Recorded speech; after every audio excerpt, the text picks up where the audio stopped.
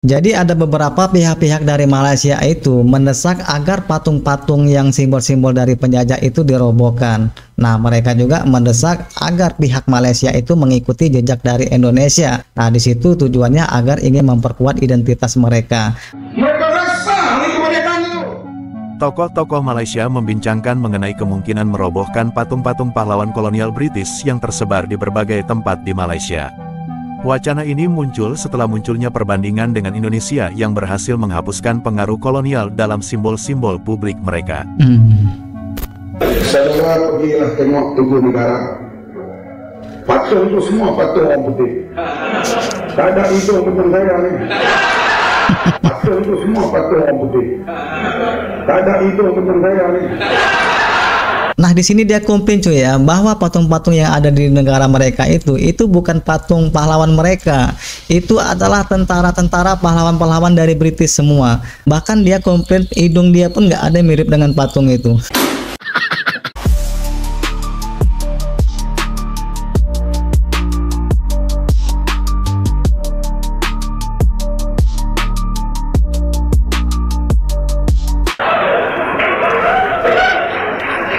Jadi yang disembah ke teater itu kita sembah orang putih. Kalau tubuh tu rupa orang Melayu lain juga, tubuh orang putih. Dalam salah satu perjanjian damai antara Parti Penyemaya dengan Kerajaan Malaysia, mesti Tugu Negara itu sepatutnya ditiadakan dan bila Bukit Kepung dihentikan. Kalau tak saya tanya Tan Sri Rahimno. Dan kena tengok ucapan Rahimno masa perjanjian damai itu. Begitulah juga Tan Sri Norimai. Ini dua orang polis yang berulang-alik untuk membuat perjanjian damai. Memang saya bersetuju dengan saudara Hisham, sejarah tak boleh ditulis mula. Artinya sejarah adalah sejarah.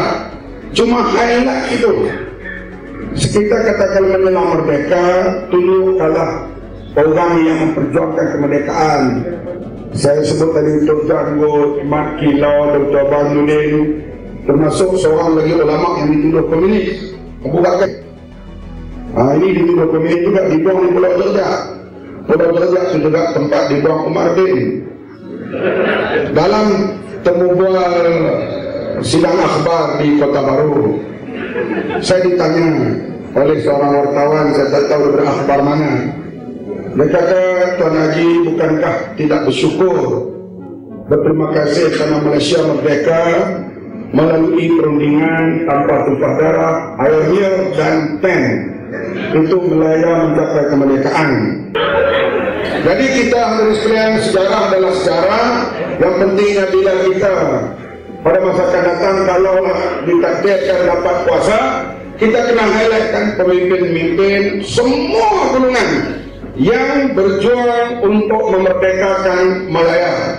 Boleh kita terima gitu. Nah, jadi dia di sini merasa malu ya dengan adanya patung-patung British di negara mereka. Tapi kan kenyataannya memang seperti itu cuy. Memang mereka itu merdekanya adalah pemberian dari British. Nah, kalau patung-patung itu dirobohkan, apa nggak marah orang British? Sebagian masyarakat Malaysia merasa malu karena Indonesia, yang sama-sama mengalami penjajahan, telah lebih maju dalam menghapuskan simbol-simbol penjajah dan membangun identitas nasional yang kuat. Nah, memang ya negara kita ini sama-sama dijajah, tapi bedanya kalau Indonesia sudah menghapuskan simbol-simbol penjajah itu dari Indonesia. Jadi tidak ada lagi bekas-bekas simbol-simbol penjajah itu tinggal di Indonesia. Tapi kalau Indonesia merdekanya itu karena perjuangan pertumpahan darah membela negara sendiri cuy. Jadi benar-benar murni itu adalah perjuangan dari pahlawan-pahlawan Indonesia. Kenapa hari merdeka kerajaan suruh pasang bendera, letak bendera di kereta di bangunan, tak ada orang letak.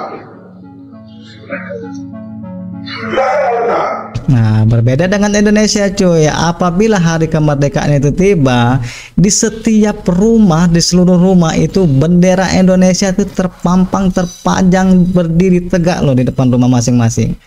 Nah, kalau di Malaysia nggak tahu lah, ini kelihatannya kayaknya nggak ada ya. Kenapa? Sebab perayaan kemerdekaan seolah-olah perayaan UMNO, bukan perayaan Malaysia. Betul atau tidak? Saya boleh dari ini dia paling hebat. Saya ini mau tak pernah kurti. Kalau nak kata Tengku Rahman, Dato' On, Pedang Kemerdekaan, okey lah. Letak bersama dalam TV, radio, suara pejuang-pejuang kemerdekaan yang lain seperti Dr. Burhanuddin, Ahmad Rustamam, Tugalu, Nana Pati, pemimpin Boro, Kedra kaum India. Letakkan orang-orang seperti Mat Kilau, orang seperti ini dibariskan bersama dengan pemimpin UMNO. Kalau nak menjelang hari kemerdekaan, barulah rakyat terpanggil untuk menyambut hari merdeka. Betul tak? Ini dia bertunjuk pemimpin UMNO menjelang kemerdekaan. UMNO adalah rakyat. Setelah itu kita tengok di Lebuh Raya, 100 biji kereta, 1 bendera. Yang letak bendera pun lori pasir dan lori tanah. Kalau di Thailand, di Indonesia, di India, di Pakistan, hari merdeka hampir setiap rumah rakyat letak bendera. Nah, betul banget itu. Jadi kalau kemerdekaan Indonesia itu tiba, di mana-mana bendera itu berkibar.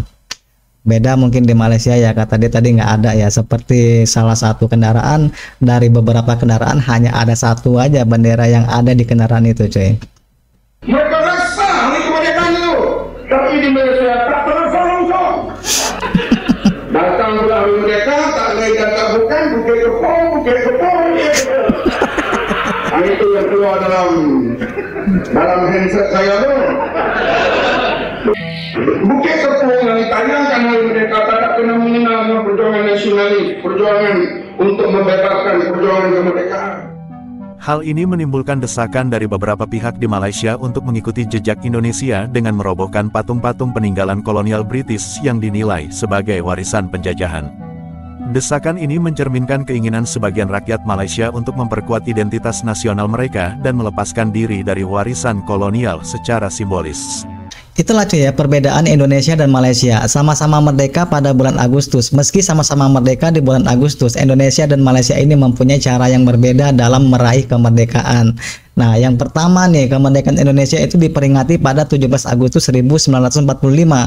Hal ini ditandai dengan pembacaan naskah proklamasi kemerdekaan yang dibacakan oleh Soekarno dan Hatta ya. Nah, pembacaan naskah proklamasi kemerdekaan ini menandakan lahirnya negara Indonesia. Kemerdekaan Indonesia itu dilalui dengan pertumpahan darah. Bahkan banyak pejuang yang gugur di medan perang melawan tentara Belanda. Sedangkan kemerdekaan Malaysia diperingati pada 31 Agustus 1957. Kemerdekaan Malaysia ini cuy ditandai dengan penyerahan kekuasaan wilayah Semenanjung Malaya dari Kerajaan Inggris kepada Federasi Malaysia. Jadi ada beberapa pihak-pihak dari Malaysia itu mendesak agar patung-patung yang simbol-simbol dari penjajah itu dirobohkan. Nah, mereka juga mendesak agar pihak Malaysia itu mengikuti jejak dari Indonesia. Nah, di situ tujuannya agar ingin memperkuat identitas mereka. Oke, jumpa lagi di video berikutnya. Assalamualaikum warahmatullahi wabarakatuh.